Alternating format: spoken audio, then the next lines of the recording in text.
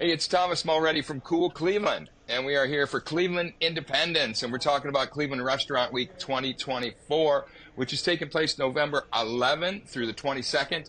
And today, I have the honor of speaking with chef owner Anthony Scolaro of 111 Bistro in Medina. Congrats.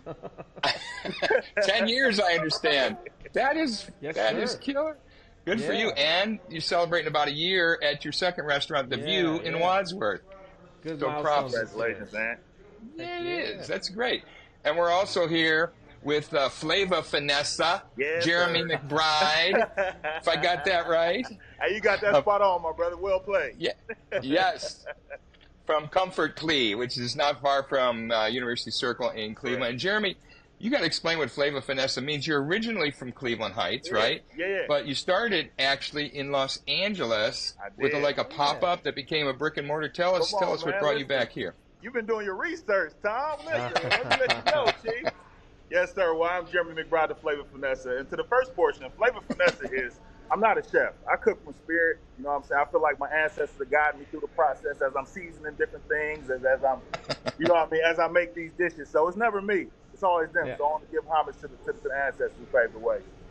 Yeah. But yeah, man, originally from Cleveland Heights, Ohio. Started my first restaurant concept in Los Angeles about 10 plus years ago.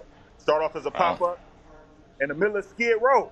It's all inspired by different family members. The menu is very simple. We're a simple, fast, casual space.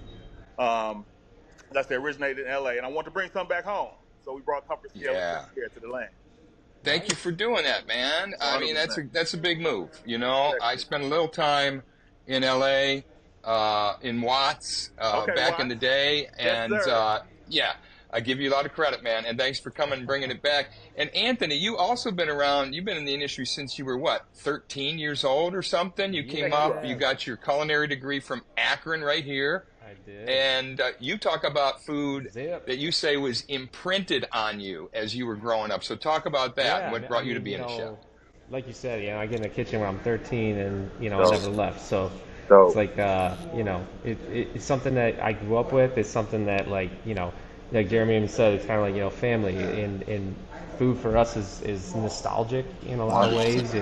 Man, if I could put a dish on somebody's table and it brings them back to a place in time, like that is, I don't think there's anything better in the world, man. Like you can just like sleep easy at night because you made somebody's day with a plate of food. Like, that's a pretty cool feeling. bro, you get it, true. man. That's it. That's why we do it, brother. Heck yeah. It is. And it's not even, If I wanted to be rich, I'd do something else. Thank you. We all would have, yeah.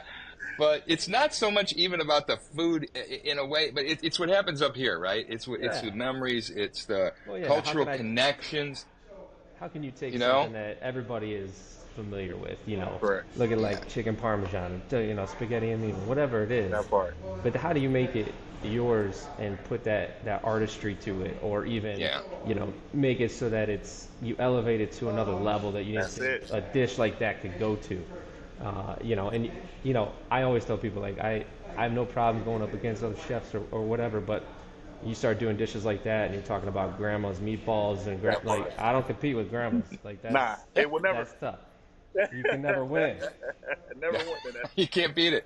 And Jeremy, you got things like Mama's candied yams. You got Granny's banana pudding, Come right? on now. That's it. Right? That's it. That's what you got.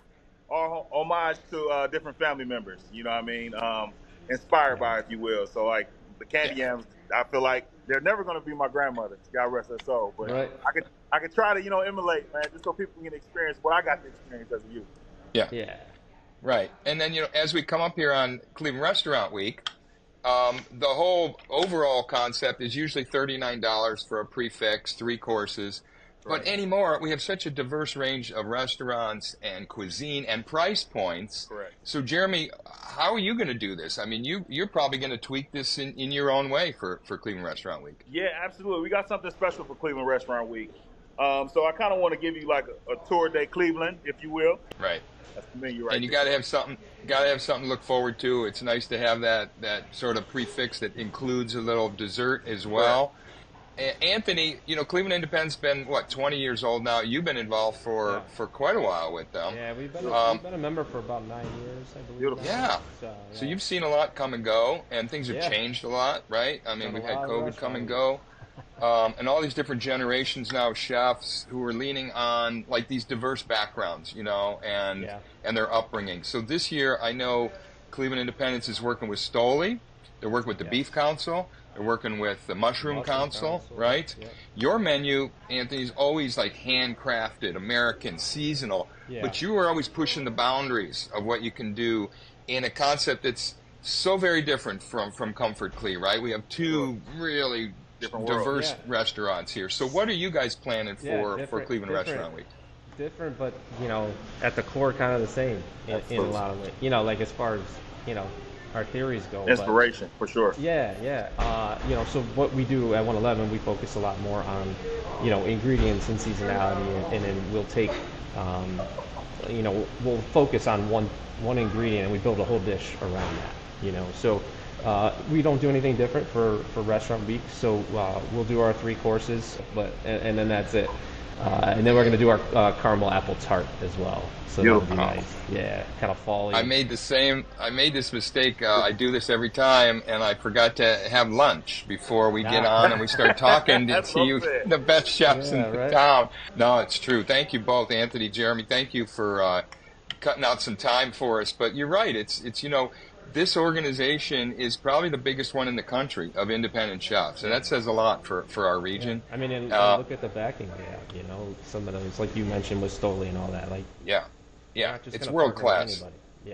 Yeah, I'm glad we were able to have you two guys meet at least virtually here. I'm surprised you hadn't had a chance. And I'm pulling up, bro. I'm gonna check you out, man. Heck yeah, man. I know. I go out that way sometimes too, so I gotta get out to see you. Absolutely, bro. Best thing to do, go to clevelandrestaurantweek.com. Yep. You can find the participating restaurants, their menus, locations, what their actual deal is. There's a lot of new restaurants that have joined recently, so maybe go check out something new, or maybe go back to your favorite one and just get that discount. That's legit too, right? That's fine.